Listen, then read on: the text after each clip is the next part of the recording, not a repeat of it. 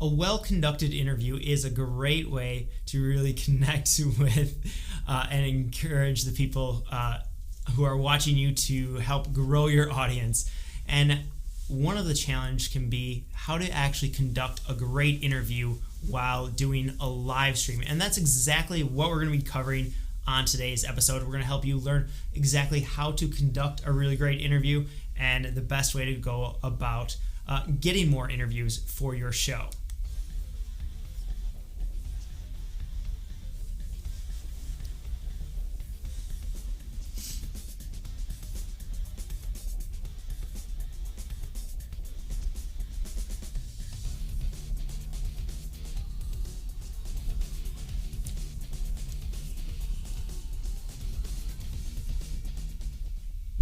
Hello and welcome to Live and Local. My name is Nick Polakowski and I'm one of your hosts here along with... I'm Brian Lawton.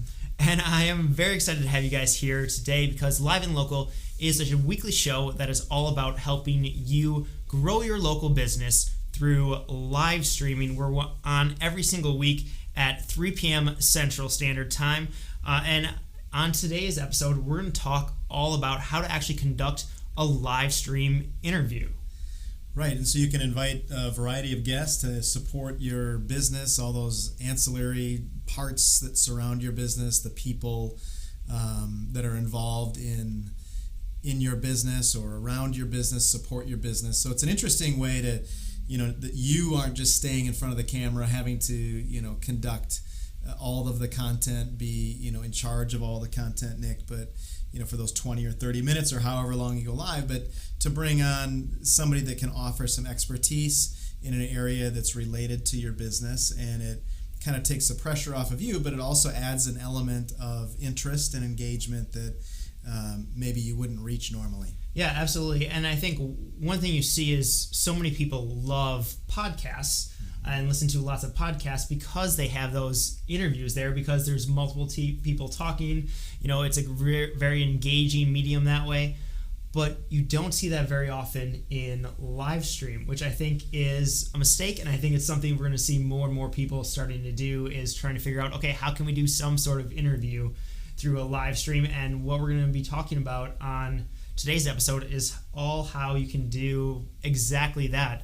And we have a little presentation to kind of walk you through and a few different steps of how to go about live streaming. But I think the first thing we want to talk about is the why behind doing an interview for a live stream. So I think that's the first major important thing we should be covering. Yeah, for sure. And why it gets to the engagement, right? And creating the engagement, I think, is one of those major pieces. And figuring out what your audience needs and doing, just exploring different content, basically. So, again, like you said, it's sort of the obvious move in my mind is to bring somebody else on to help you create your content and the content that you use in your business and that you push out to your audience. But, what are some of the other whys, Nick? What do you see? Yeah, another really big one is, in addition to being very engaging content, but another really big one is that person that you're having on, most likely they're going to be a leader or a thought leader in some way, shape, or form, or have some sort of audience backing behind them. Mm-hmm. So they're going to be a great way to expand your reach, to help more people find out about you, find out about your show, because when you have a guest on, they're going to want to share it with their audience, with the people they know, with the people who are following them. So that's just an excellent way to really help more people find out about your show. And especially when you do things like tagging that person there, when you send follow-up emails to them when after it's gone live, or even beforehand, like help have pre-written posts that they can then share with their audience, create, Instagram graphics.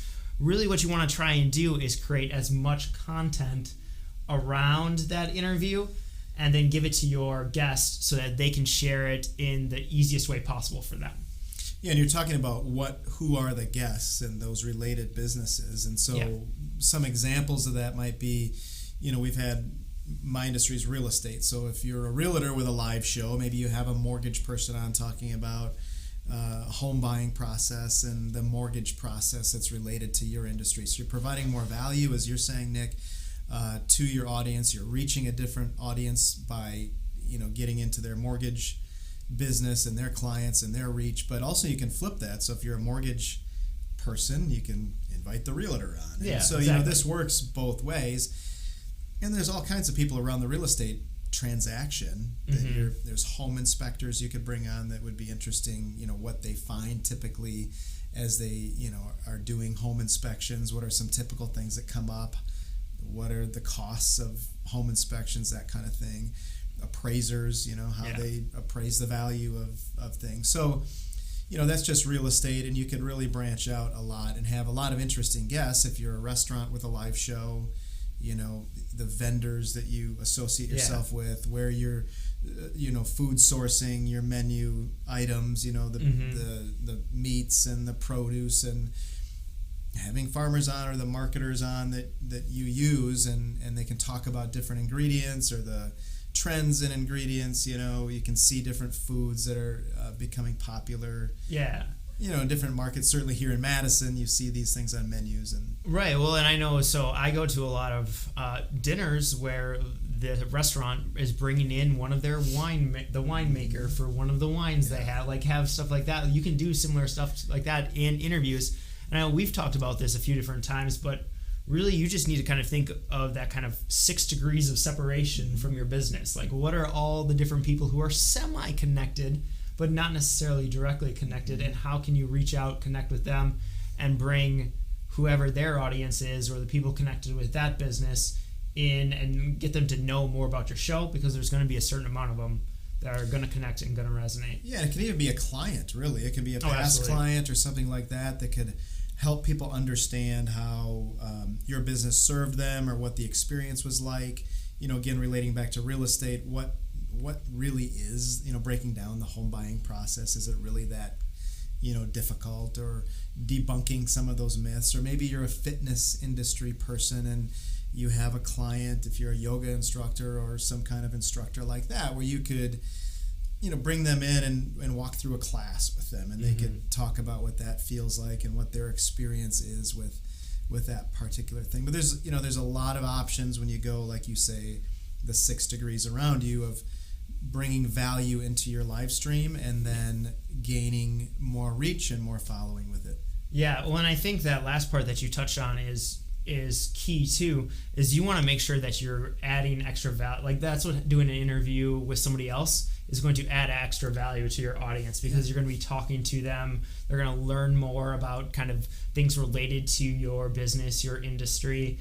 And that should be your ultimate goal, is not just, can I expand my reach, but how can I add that extra little bit of value to my customers or potential customers? So I think that's a super key thing right there. Yeah, it's like anything in business or in life, you have to contribute, Yeah. Whether it's to your community, your business, your family, what is your level of contribution? And it's the same in live streaming. What are you giving your audience that is important and valuable to them, and then they'll watch it. And so the more value you can add, bringing these other experts on that just isn't your face and your ideas, but those surrounding ideas and values and thought processes, they just they bring a lot more, and you end up feeling like you've contributed more, and I think your audience will too. Yeah, definitely. I completely agree. And I think that really kind of summarizes what we see as the why that people should be doing, why they should be conducting interviews. So we want to know, are you going to start conducting interviews for your live stream show? Just leave a yes or no in the comments, letting us know. And that kind of wraps up the why. But now let's move on to the how. And let's start talking about how to actually conduct an interview for a live stream, which sometimes can be what I think throws some people off. But let's dive into what that actually looks like. Yeah, so you can, virtually, obviously, you can do an in-person interview. You can have them with you in the live stream. But you could also just be, I think, talking to them. Almost, they're seeing you in the live stream, but you're bringing them in virtually somehow on the screen. And you can do that with several different ways that you're going to get into, because you're the tech side of this. But the concept being that they don't have to be sitting next to you to do this, and that you can conduct a live stream interview with somebody that is halfway around the world, it doesn't really matter. If you have the right technology and have the right people behind your live stream to help you understand that and how to put out a good product. Yeah, and I think, so for the virtual side of it, that is generally how a lot of people will say conduct podcast interviews. Right. But there are definitely ways that you can do this. Like it's about thinking through, okay, do we have the right tech equipment? Do we have the right bandwidth? Are our guests going to have the right bandwidth? So it can definitely be a little more complicated, but with some of the software, some of the tools out there can make it much easier. So even, for example, the Facebook app, like that one, just the Facebook app is now allowing you to, if you can both coordinate that we're going to be on there at the exact same time, like you can bring people in a very informal style kind of interview. Instagram, for example, also will allow that. Like if you're both on at the same time, they can request to join your live stream show, right, and again be a very informal style interview, but still it'll allow you to have that great interview. It'll allow you to engage with your audience. So you could also say, for in Instagram especially, one of your audience members, if you just want to do, say, coffee with Brian or something like that,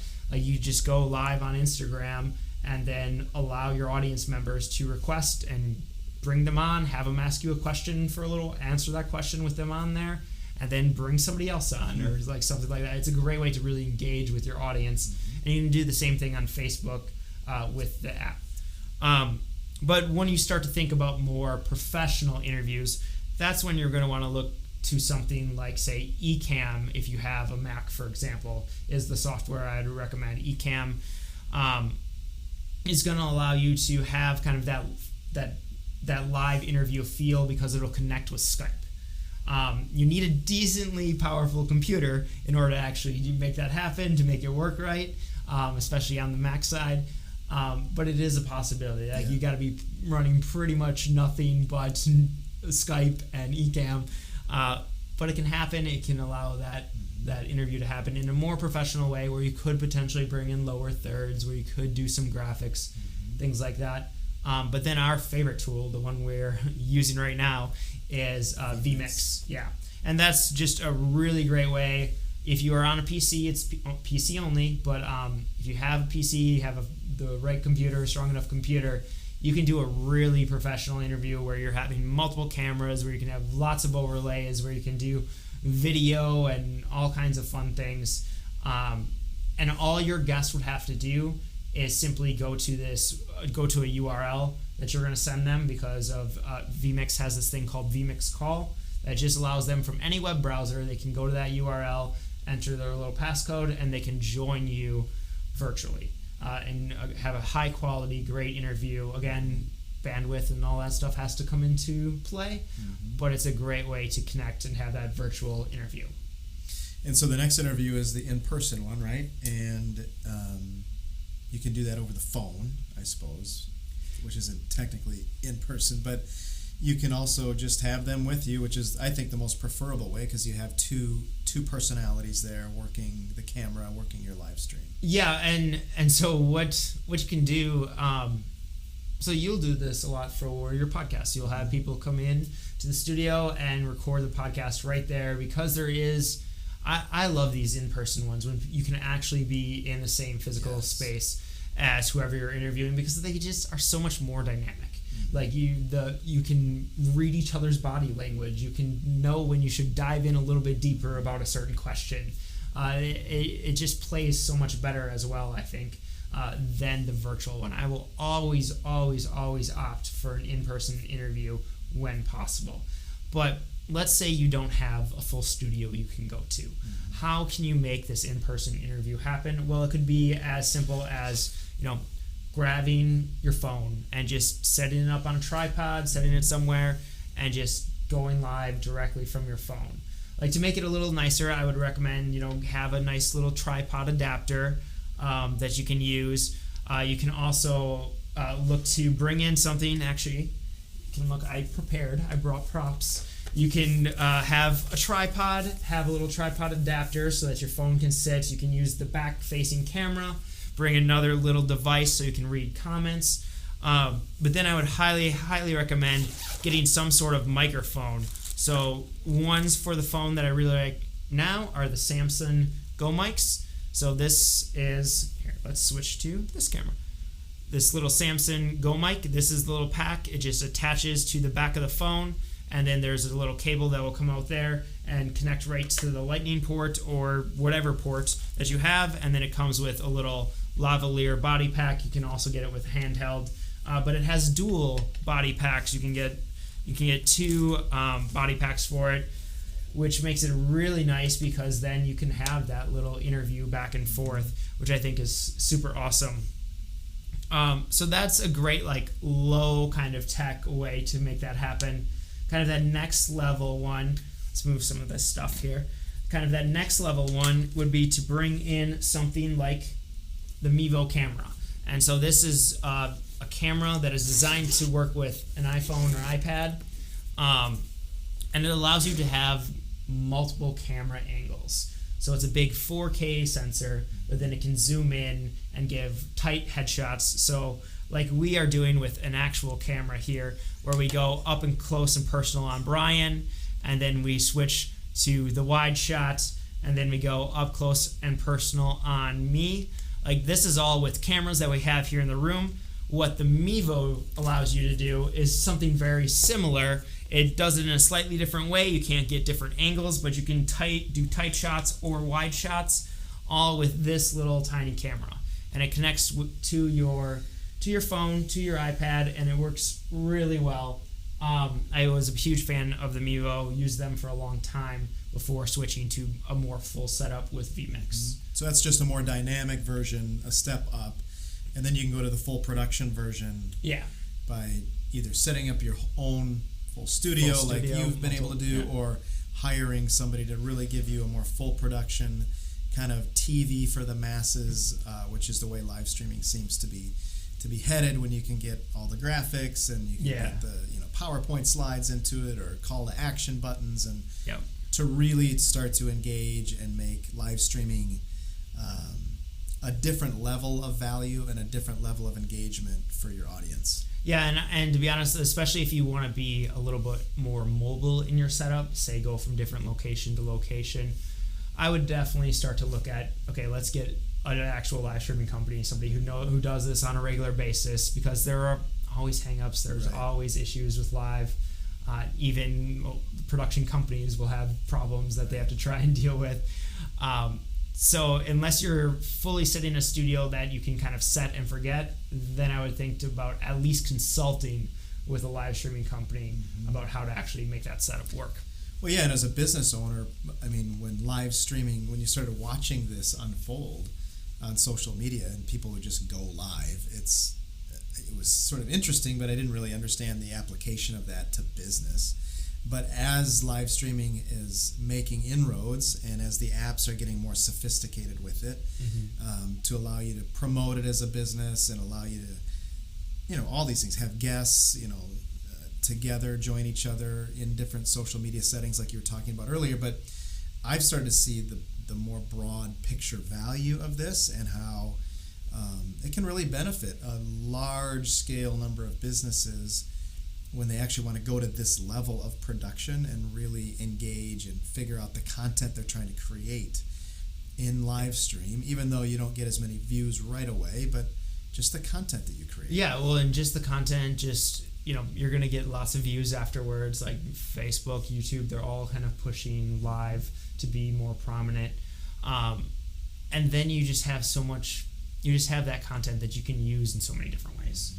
You can splice that video up, use it different ways there. You could turn it into a podcast. You could, create images. You can do so many things with it, and just build so much momentum off of something like live video, especially when it's done well. Well, that's what I mean. The value I've seen over the course of months now is the full production value of it. So you sort of understand the difference when you're just talking in the live stream of having some supporting graphics and words and slides and names come across the screen. Your message is clearer to your audience. And so when you go from just going live on your phone to the full production level, and having to pay for that, but it's the value is there because your audience is going to understand what the heck is going on instead of catching you at minute 4 and they're still trying to figure out what we're talking about. But you've got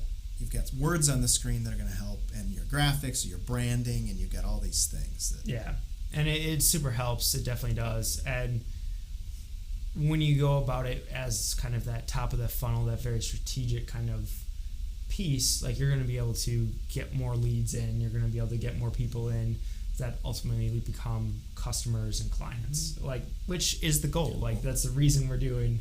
Right, or you're just creating an audience, again, that you can later deploy anything into. But and at the baseline, you're contributing content to an audience. Absolutely.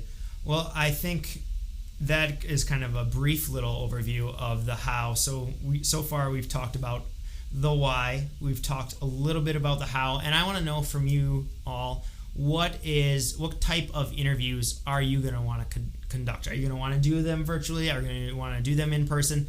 What type of interviews are you going to want to conduct? And what's your biggest challenges with just the how, the tech piece around conducting live streaming interviews? So we've talked about the why, we've talked about the how. Now let's start talking about actually conducting the interview and just what that process actually looks like.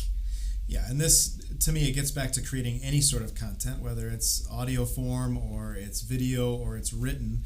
You need a beginning, a middle, and an end. And the beginning starts with some kind of attention-getting thing, a tease. You're bringing the audio, creating an interest in whatever you're about to talk about. So, in public speaking, they call it some kind of attention getter. You're leading with a question, you're leading with a quote, something interesting about your guest.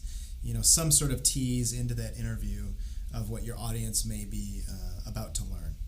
Yeah, and I think that's super key. And so once you have that tease, then that's where you've hooked their attention, because that's so important to do right away, no matter if it's live video or any type of video. Because the thing I think people forget about sometimes when they're going live is that most of the people are going to see it as a replay. Like, they're not going to see it live.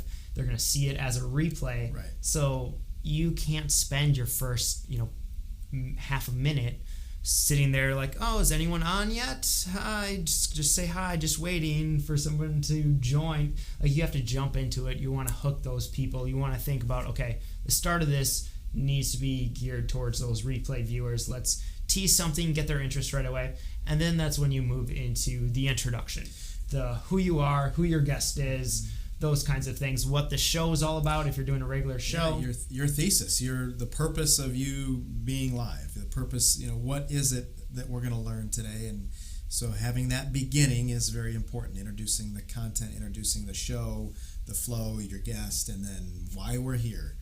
And then that leads to the next thing, transitioning to the kind of the middle, the body of it, and getting through your topics. Yeah, which is that big main content piece, where you're starting the interview, having the conversation, and that's something we can talk about more on a later episode. Is like, what does an actual interview look like? Like, what kind of questions should you be answering? How should you structure that? I think that's a topic for another day, because otherwise we'd be here for hours. But I think it's an important one too. As you go, you're pausing for engagement. You're checking your comments, your feed a little bit. And I think the expectation of people, and it's like anything, right? So you take action, you go live, you're there for your business, and then you immediately believe that you're going to have 100 people watching you live and commenting and sharing, and it's just not reality, right? No. So you're going to have to do this for a long time, over time, months and months and months, before you generate an audience that knows when you go live that your content is valuable and you're contributing. So your expectation needs to be set that most of these views, as you're saying, are happening afterwards, not in the live stream. And over time, you will get an audience that does watch you live. But I think resetting your expectation, and then once you get those people live, watching you live, making sure you're monitoring the comments, engaging with them. That's why they're there. That's what makes live a little more interesting than just video. But I think you just need to reset your expectation too. Yeah, I think that's an excellent point. And I think there's a couple just other things around that you need to think about is, okay, you don't want to be, once you do start getting people live, you don't want to just be always stopping every time somebody comments necessarily. because you're having when you're in this situation, you're having an interview. You're talking to the person there. You're delivering great content, so you don't want to just automatically jump to whatever comment is being made. No. But you should and that's where that pause for engagement happens. Like, have a conversation for a while when you're getting ready to ask your next question, or when you're kind of transitioning topics. Okay, take a pause. Check your comments on your device, see, and then, ask somebody else's question maybe. Like, that's a great way to really get your audience involved, is to start having them actually ask your interviewee questions. Like, that's really powerful when you can do that. And we're going to be doing this next week, right? Exactly. We're going to be actually doing an interview show. We'll be live from the Property Revival offices and Artisanal Design offices, talking to Jerry Walls and John Schneider about their business, and just showing what live streaming can do in an interview format, and how business owners can utilize live in a way to create and engage an audience. But you'll get, next week during our show, you'll get kind of a look at how that will be, and you'll see the whole beginning, middle, end, and teaser and graphics, and if you do the full production of things like we're talking about, what that might look like for your business. Yeah, and I think next week's going to just be a great example of like, hey, I could potentially do this for my business. This is how we could make this work. So I think it'll be an awesome little showcase. So if you want to make sure that you don't miss that episode, be sure to type the word show in the comments. You'll get a little message from our bot letting you know how to actually find that episode, and make sure you get notifications when that episode goes live. Or you can head on over to liveactionproduction.com, where you'll find all the information about our shows and our future episodes there. So I just wanted to throw that little plug in to make sure you go do that. And that's I guess a little bit off topic, but that's something you should also be considering for your shows. Where do we want to direct people to? What type of call to actions should we be throwing into our interviews? And make sure you give your guests the opportunity to do that as well. Like, that's one key thing as you kind of wrap up the interview that sometimes we don't always think about, but make sure that your guest has the opportunity to share how people can follow up with them, how people can connect with them. Yeah, it gets back to engagement and making sure that you're showing your audience that you're engaging with them, and developing ways to engage with your audience during the live stream, and then also, Nick, after it is living after the live stream. So it's content that is there, and you need to re-engage it and making sure it's present with people. Wow. It's like I completely agree. It's like you've been reading my notes, that after we talk about conducting the interview, we're going to jump to really creating engagement. But I think that is the key thing there, is that, okay, let's talk about how we can create engagement both with your audience, with your guests, and all those different elements, because I think that is the key important thing. Like, as a content creator, as a business in general nowadays, your main goal is to create a community. I believe, anyways, that one of your big goals is to create that community, that group of loyal fans, those people who you could potentially call friends, like those people who are there to watch your shows. They're going to interact with your business. They're going to tell other people about your business. Like, that's ultimately what we're trying to do. That's what live streaming is so powerful in helping businesses do. And creating that engagement is going to be one of the biggest ways to do that. Yeah, and you do that by, listening to them. So you're asking questions of them, and you need to just, ask what their interest is, and then being quiet, and the value is there. You'll hear from your audience what they're interested in learning about, whatever business you're in. So the value will be there for them as an audience, but also for you to learn more about what it is that your group, your audience wants. Yeah, absolutely. And so let's just cover a few ways to start creating some of that engagement. It's as simple. We've mentioned, like, hey, let your audience comment. Ask for comments, things like that. But at a very practical level, you want to start off by having very easy to respond to questions. I know a lot of people will create like the question of the day. So that could be something that you start your shows off with, your interview off with. But have something where they can respond in 1 or 2 words. It could be a yes or no. It's something just to get that conversation started and just really have that easy initial ask is going to help get some of those comments going. And so how else, once you get those comments going, how else do you see that playing? Yeah, so I see, if somebody's commenting, if somebody says yes, then you're going to pause for engagement at some point, and you're going to recognize, hey, they said yes, they responded in this way. Maybe you even ask them specifically a follow-up question. Another great way to just kind of get people started would be to say, hey, tell me where you're watching from.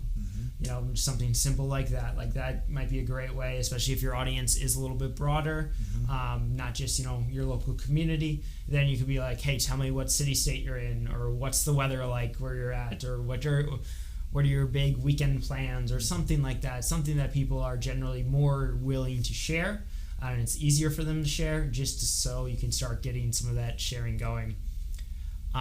Another, I guess, big thing to do, potential strategy, is to have a small team of people, friends, family, people you work with, who are willing to go and be the first to comment, be the first to get that ball kind of rolling, and just participate in your live streaming show.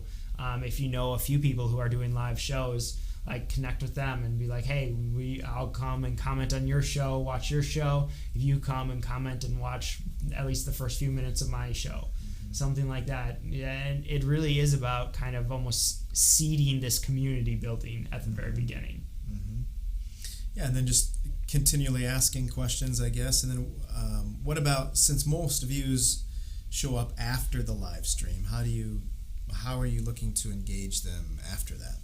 Yeah, I think a big thing is going to be to actually go and to respond to the comments afterwards too. So go through and at least, if they're one-word comments, then maybe you can just do the little like button to each of the comments. But let them know that you actually saw the comment, that you are actually paying attention, even if they commented afterwards. If you can, if it's appropriate, make a longer response to them. Like, actually ask them another question, or provide some more information for them. But that's a key thing to do, is to kind of start getting some of those comments. Another potential opportunity is, depending on what the topic was that you were talking about and what the topic is of your next show, maybe you're bringing up or bringing in some of the comments that were made during that show. Like, you could bring in a graphic that shows just a little comment from a previous show, or maybe you're going to pull one of their questions that they had and use it as the complete topic for a whole nother episode. Like, those are little things to kind of think about and say, hey, last episode so-and-so asked this question. That's what we're going to be talking about all today on this episode. Like, those are great little ways to show your community that you're listening, that you're paying attention. And I would say, if you ever do that, like, be sure to tag that person in, or mention them in the comments. Link back to that episode, like go back to the previous episode and link to the one where you answered their question. It's really about trying to create as much of that community feel. Let them know that you're paying attention, that you're listening, that you're answering their questions. I think that's key. Right, and they feel important. Yeah, that's ultimately what you want to do, is you want to make other people feel important. It's huge. Yeah, awesome. So I think that covers a lot of what we wanted to talk about. So talked about creating engagement. Way back at the beginning, if you remember, we talked about the why you should be conducting interviews for your live stream show, how that's going to help grow your business. We briefly covered the how you can actually go about conducting that interview technically, like virtual, in person, how to make that work with your gear. And then we dove in a little bit of kind of the structure of the interview. We do plan to have a longer episode on the actual structure of the interview. So I would like to encourage you to go and type the word show in the comments, because we'll be mentioning that. And that'll make sure you're notified about any upcoming episodes that we have each and every single week. And then lastly, we kind of wrap this out about actually creating some engagement. And now I'm excited, because next week, you already kind of mentioned, we're going to be showing a great example of what this looks like in practice with a real business, and how you can actually use an interview to connect with a wider audience. Yeah, you'll just see a specific example of all the things that we covered today with a local Madison business, and and really demonstrate the value live streaming can provide to your business. Yeah, absolutely. And I think that is going to kind of wrap us up here today. Do you have anything else you want to add?